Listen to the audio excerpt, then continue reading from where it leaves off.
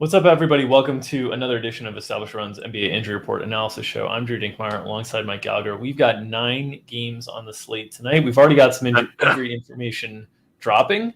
You good, Mike? You good? Yeah, we got 10. We got 10. Don't leave. Which are you leaving out the Rockets or which one? No. Are there 10 games? Yeah. There's another game? My God. Yep. I thought it was 9. Oh, no. God. I think it's 10. Games. Yeah, it's 10. Yeah. Okay, too many games. 10 games. I might as well leave out a few. There's a couple ugly ones on there. Yeah. You can toss aside that Milwaukee Orlando one for me. I got no interest in that. How dare you disparage all right, so couple notes. Thanksgiving week. Thankful for all you out there watching. Really thankful for those of you that hit the subscribe button on the Established Run NBA YouTube page.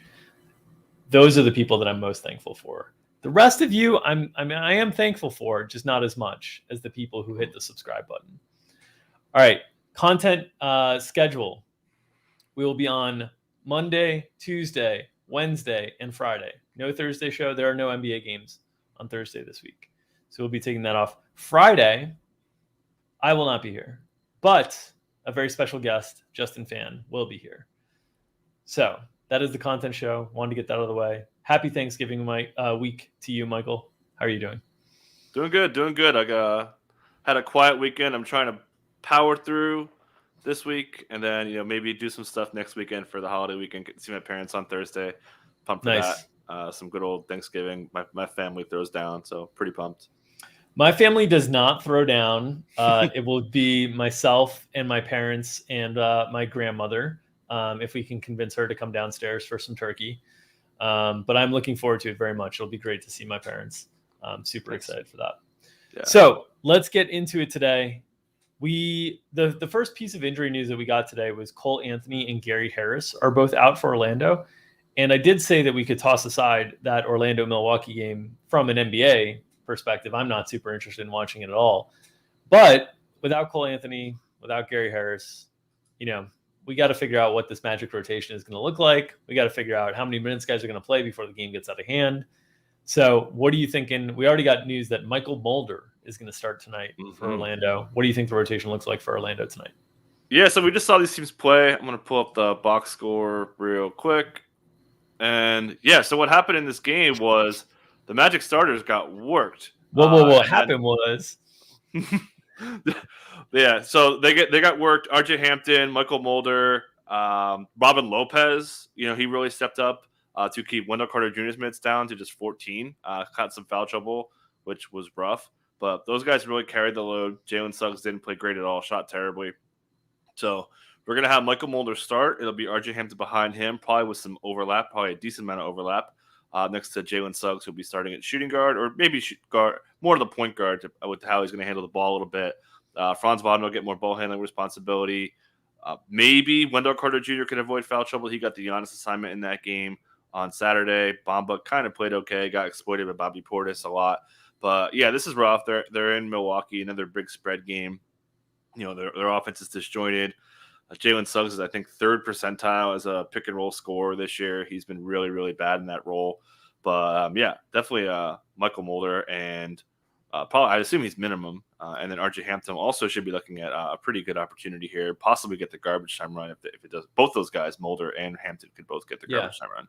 It's one of those things from a DFS perspective where there's a lot of rates to fill from Cole Anthony and certainly a lot of playing time as well. So somebody is likely to pick up that opportunity set. I know I was out running some errands. This game was on Saturday, right? I was attending a Friendsgiving. I think it was when Orlando and Milwaukee were playing last. And we were you guys were talking about bets in the NBA channel. And I had just said, be careful on the bigs, because Orlando's really bad. They can't run offense without Cole Anthony. They don't know what they're doing. And you guys were taking some Suggs stuff. And I know there was some Wendell Carter Jr. stuff being thrown out. I just said, be careful. We got lucky on Suggs, man. He had hit a 3-pointer before he subbed out, man. So that was. And so the way that I would put this, and Wendell was really bad luck. He only played 14 minutes. I think the total on his line was 10.5. He probably beats that under normal circumstances. But my point being, there's not normal circumstances a lot of times when a team that is so heavily dependent on one player and they're not very good removes that player. We're going to talk about another situation like this on the injury show as well today. but it's a situation where a lot of opportunity opens up, but it can be highly variant and volatile. And so from a DFS perspective, a lot of times you want to consider what the price tags you're paying for these guys are and how likely they're able to hit upside and how owned they are by the field whenever taking these, because sometimes it can actually open up good opportunities for fades because everybody's kind of moving the direction, and it's a volatile situation to project, especially with a lot of blowout risk. I would say just generally, if you're taking shots on Orlando, and I actually haven't gotten into the prices. I usually look at that after the injury show and prepare for the DFS show. But in terms of looking at the projections and doing some of the rates, the guys who have benefited most in the absence from Cole Anthony are RJ Hampton, Jalen Suggs, and Terrence Ross. The guards, the ball handlers, right? The guys who can create shots for themselves. Wendell Carter Jr.'s usage has actually gone way down without Cole Anthony. Mo Bamba's has been a little bit better. But you're going to get that kind of variance around the bigs because they're dependent on someone else creating for them a lot of times. So just remember that in general, when you get a primary, like heavy usage guy on a bad team that's out, that's a guard, usually the guards have a better chance at replicating the value than the bigs do of holding their own value and gaining on top of it because they're dependent on the guards getting them the ball. And that's kind of the thing that I wanted to make sure that we outline here. I would expect that in terms of like, if this game is out of hand, which I think it probably will be, who do you think would be, playing those types of minutes towards the end of the game? I imagine Mulder and RJ Hampton would be pretty safe in those situations as well, right? Yeah, I think Bristinkus would be in there. Probably Mo Wagner and Robin Lopez. That would be my first thought. With Mulder and Hampton? Yep. Yeah. So I feel pretty good about Mulder and Hampton being able to have a lot of opportunity here for relatively affordable price tags is my guess. Yeah, it's important to note just the rotation is going to be shaking out. Like Mulder, you might think he's like starting at point guard, but he's going to kind of be the shooting guard, the defensive off-ball guy. But he has a little bit of on-ball game, very very little. But he's in a really good spot minutes wise. Yeah, just because he's basically in Gary Harris's role more or less.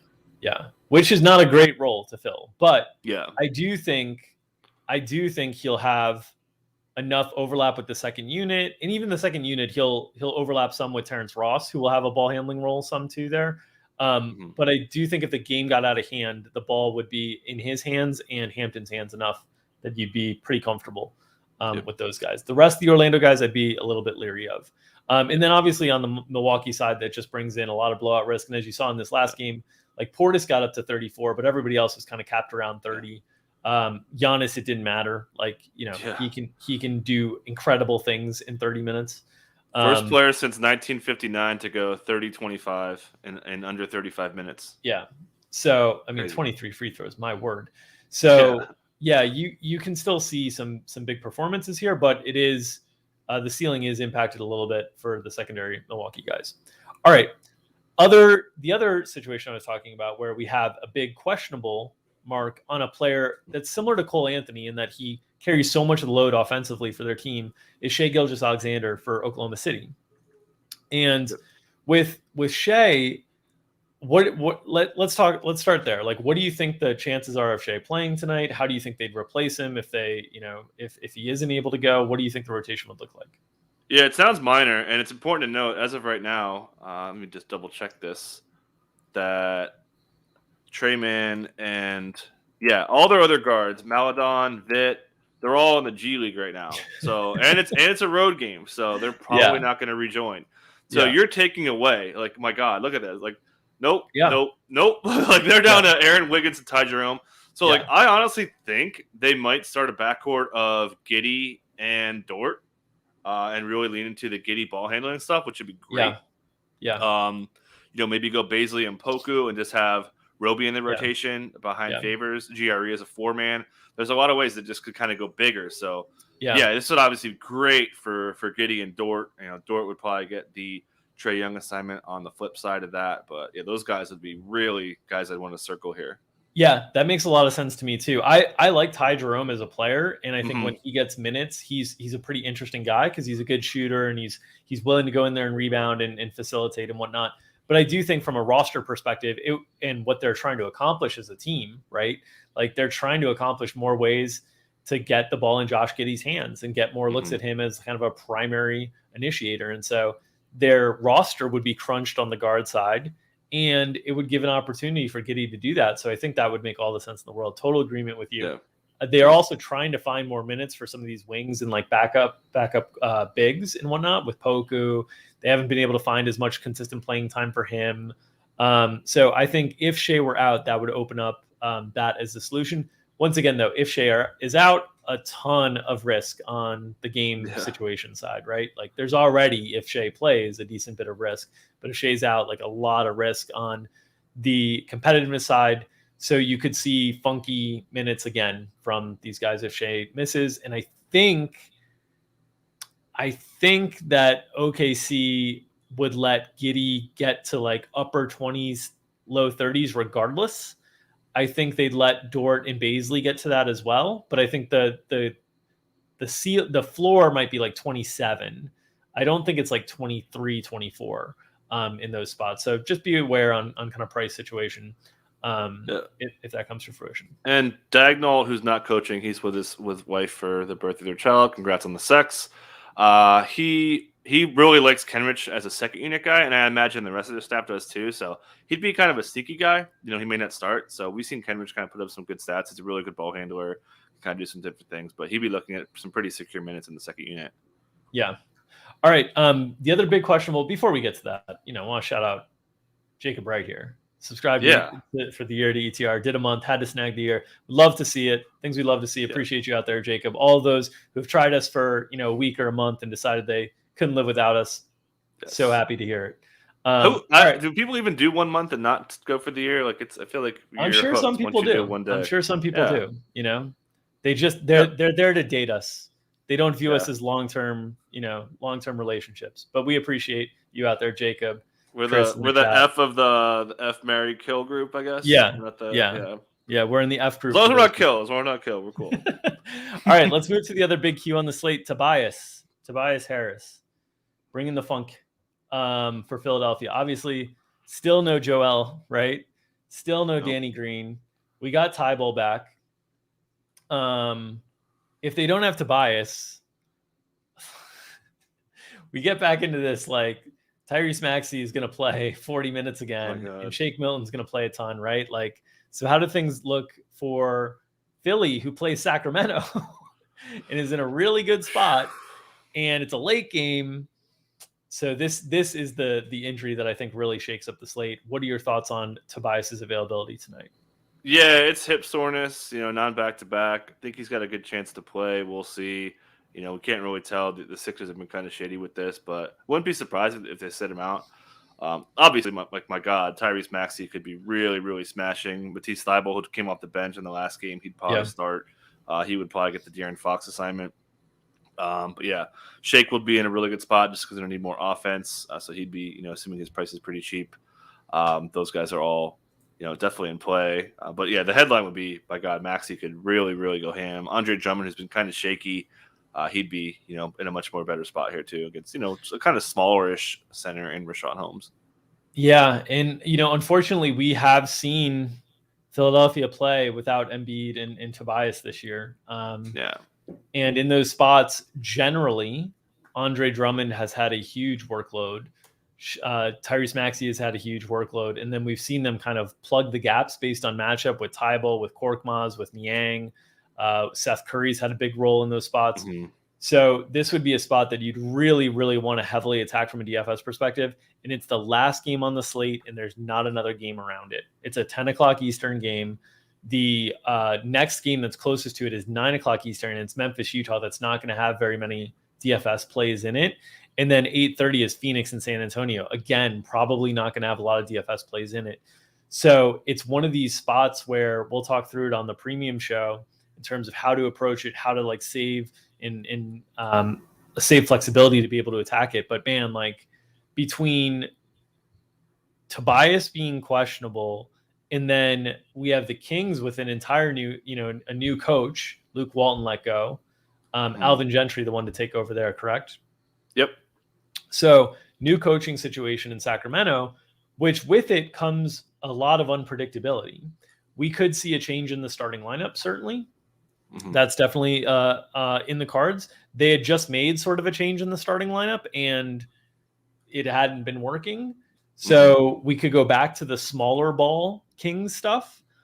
Certainly if Tobias was out, I think it would even facilitate that even more, just because the lineups that Philadelphia is going to play are going to be smaller as well, right? We've seen Philadelphia even be willing to play Tyrese, Shake, and Seth together at some points, which would be, ideal for Sacramento trying to play Fox, Halliburton, Davion. So I think there's a lot of uncertainty around this game, and it's one of the games you want to attack on the slate. So you're going to want to leave some room for it. Why don't we talk just kind of briefly about how you think the Kings could approach things? The disclaimer that I'll give on all this stuff is that the Kings generally, their main players, like of late when they started Metu, Harrison Barnes minutes were largely the same. Davion got cut the most, and Buddy Hield got cut a little. But their price tags have been more elevated this year because of them playing really tight rotations. And so even if we get a change to the starting lineup or they go smaller, it might not be a big jump in minutes for those guys if they decide to play 10 or 11 guys, which sometimes new coaches come in and are like, hey, it's a tryout. You got to earn your playing time. We're starting fresh. Everybody gets a shot. And that's one thing I'm a little bit concerned about with Sacramento tonight. Yeah, so just to close the book on Walton, he had some interesting comments that basically, he was like, "Oh, I'm going to talk to my coaching staff tonight," and this is probably hours before he found out he was going to get fired. He's like about changing the lineup. Don't forget the old quotes of Metu having a sample size as a starter. I think they had seen enough. They couldn't score. They couldn't rebound, but I mean, rebounding, I think it's more important to score than rebound. I think it's pretty fair to say. So I feel pretty confident that Metu's toast as a starter, which obviously leads to the question, who replaces him? And for matchups, I wrote Buddy Hield. I think they really want to get him going. I wouldn't be surprised if it's Terrence Davis. I wouldn't be surprised if it's Davion. I wouldn't be surprised if they go back to Harkless. I wouldn't be surprised if it's Bagley. I mean, that's a lot of names. Yeah, it's a lot of names. It's a lot of names. They might go Galaxy Brain and start Holmes at the 4. It's all bets are off here. Yeah. So, but yeah, the headline here is I think Metu is kind of toast. But Davion should be really trending up. New coaching staff. Generally, they're going to lean to the younger players. You don't fire a coach midseason because things are going poorly. You kind of just realize that you got to kind of play the long game. So I think that Davion's looking at more playing time. I think that's probably the case as well. I just would caution that if they go to playing 10 or 11, everybody's minutes get hurt in that scenario, right?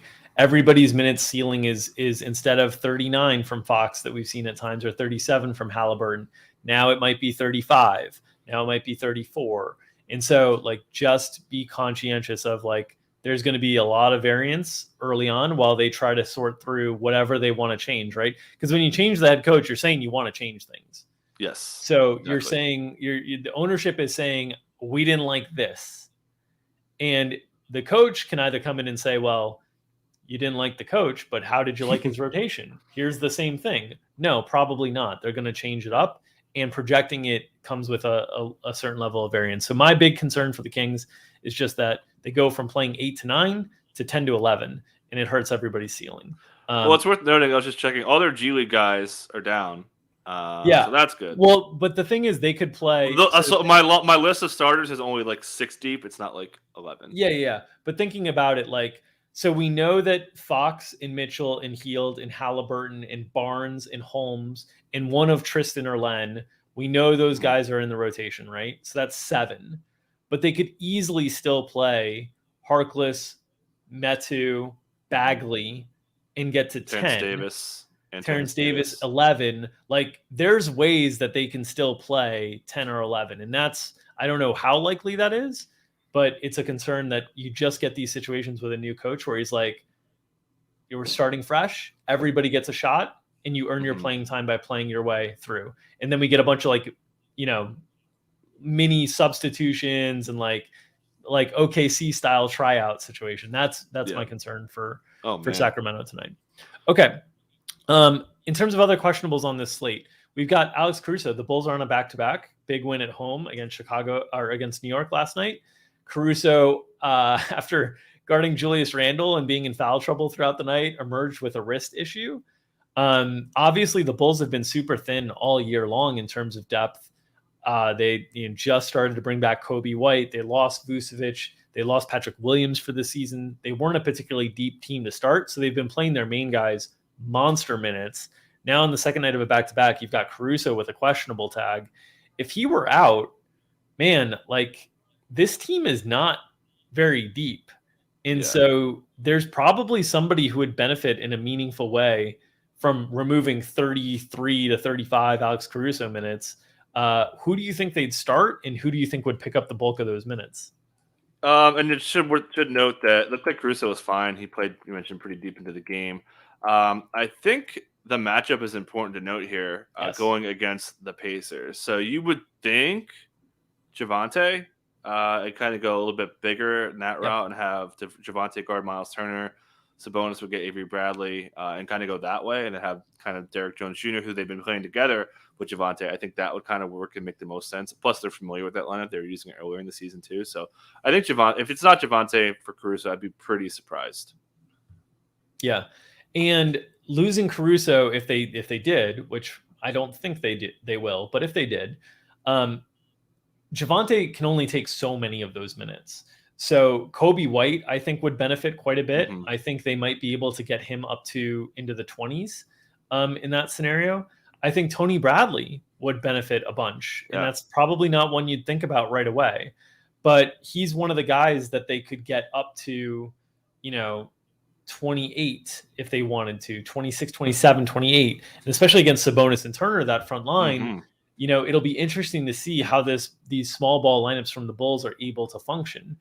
They've been really effective so far, but a lot of the reason they've been really effective so far, honestly, is because of Caruso.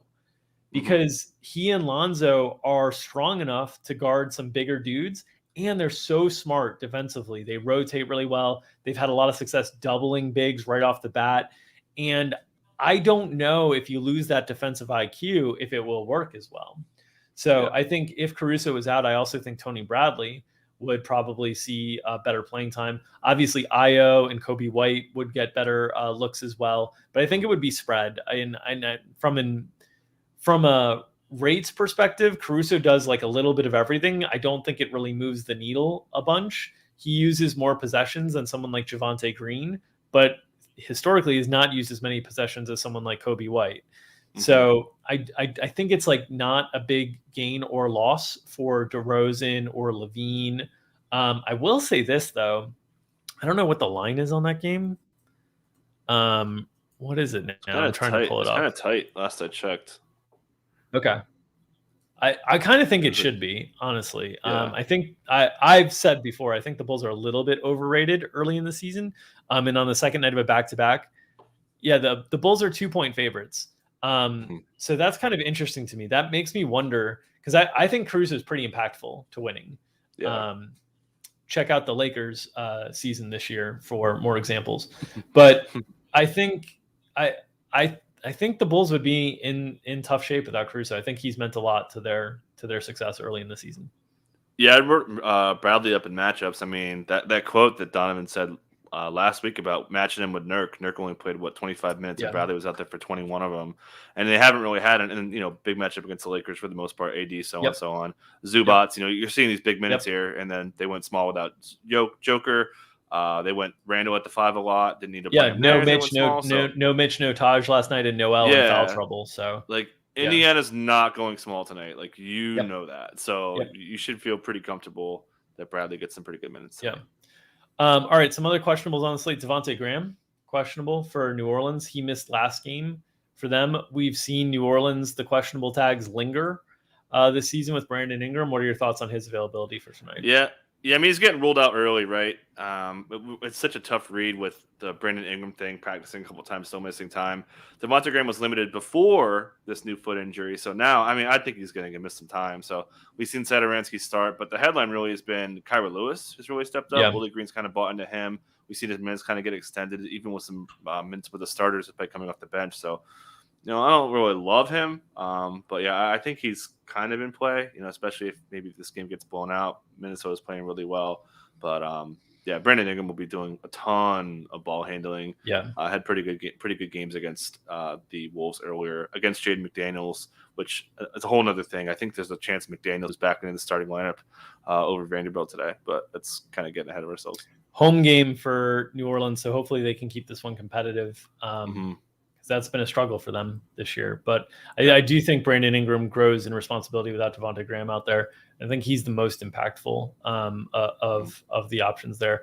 Other cues, Davis Bertans for Washington. They've been without him for a while.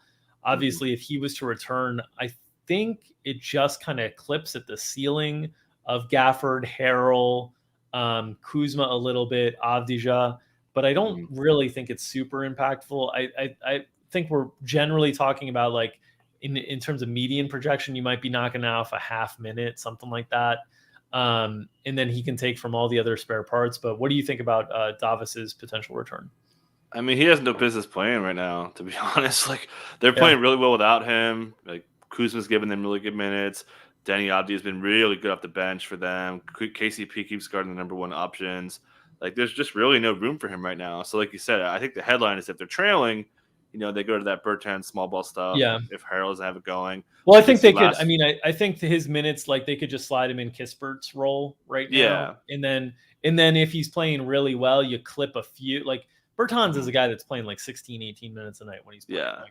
So maybe if he's playing really well, he gets up to that 18 mark and you clip a little bit off of the Kuzma, Gafford, Harrell in terms of their ceiling. But I don't think it's super impactful from a DFS perspective. Yeah, I agree. And they did go. Just want to note that the Hornets went really small. These teams featured each other last week. We saw a lot of that. Jalen McDaniels, Cody Martin guarded Beal a lot, so it may not be a great Plumlee spot. Yeah. Bogdanovich also on the injury report, questionable once again. Again, it seems like he's forever questionable for Atlanta. So, what do you think? Are we finally going to have him missing games? Yeah, he's questionable-ish lately with all these injuries. Yeah, I don't know. It's another new injury. I think he's got a shot to play. Generally, these Q tags have led to them playing, so I think he plays. But obviously, if not, we saw Cam Reddish close back-to-back 27-minute games for him. Got really talked up after the game from Nate McMillan, so he'd be looking at more time. We've also seen recently Danilo Gallinari get an uptick in minutes lately. McMillan, despite having John Collins and Clint Capella, he called Gallinari their best post player. And they've been really using him more too. So he would be a guy that would be a sneaky beneficiary. Yeah. I don't think Nate's wrong on that. Yeah, he's not. But yes, Danilo's giving them really good minutes. I picked him up in a couple of leagues too. Just super side note. But yeah, we'll see. I think he's going to play. Yeah, those leagues Mike picked him up in are like 45-team leagues. Just you guys out there playing in your 10-team home leagues. I think Gallo, if he's out, I think Gallo's definitely in play. In 10-team leagugues. As a streamer, Gallo puts up good numbers. Okay, you play in these leagues where you're just constantly streaming guys left and right. Yeah. I think it's a solid stream tonight. Man, I make like 9 moves a year. That's the kind of season-long fantasy owner I am. Yeah, I made 10 in a week on my main league. I rotate guys in like crazy. All right. Other small questionables, Okogie and Naz Reid. I don't think that makes it like a big deal for Minnesota, but what do you got there? Yeah, it takes a little bit of upside off Vanderbilt. I mentioned I think Jaden McDaniels had a shot to start. Thought he did okay against Ingram in the first 2 games, so he'd be a candidate there. Obviously, Okogie would be another option that could cut them down for taking a little bit of upside. I think Okogie is way behind. I'd be pretty surprised if Okogie plays. Hasn't really given any indication he's all that close. While Naz Reid's kind of been like available-ish, but like they don't want to play him under 100%. So takes away a little bit. They run that Naz Reid cat stuff from time to time, so that would give Vanderbilt a little bit more of a ceiling, even if he comes off the bench. Yeah. All right. Let's talk about some of the other out situations that are new. Brooklyn, we had a game without KD. We got KD back. We've had some games without Joe Harris, but now we have games without Joe Harris and Bruce Brown. And so they're in a situation where their wing depth is pretty limited. Now, getting KD back solves a lot of problems because you can play KD at the 3, you can play him at the 4. Obviously, I think the best position for him is 4-5, but I think they can play him at 3-4 and steal minutes that way. But this looks like a spot where DeAndre Bembry and Patty Mills now kind of have to play a decent bit of minutes because the backcourt depth is really, really limited, obviously, without Kyrie this season. Yeah, I think it makes a lot of sense to start Bembry. You would think that's kind of counterintuitive against a big Cavs team. But, I mean, they could just put Harden on Dean Wade. They put Patty Mills on Rubio or Okoro, whoever they put, assuming it's going to be Okoro.